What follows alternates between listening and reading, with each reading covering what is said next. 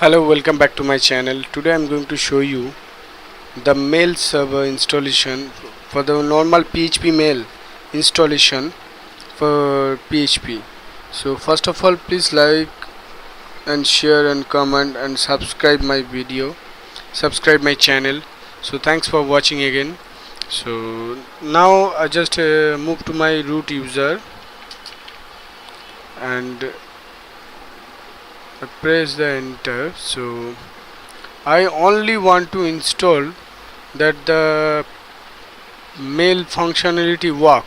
So first of all, I just want to update my server, and then I want to install the Postfix, and later video I will show you how to configure the Postfix.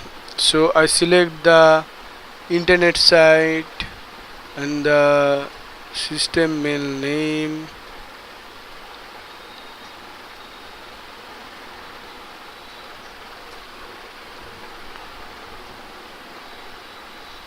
After installing, that will work your PHP mail function. So it's normal steps. Thanks for watching for my video. If you like and share and comment. If you like my video, please subscribe.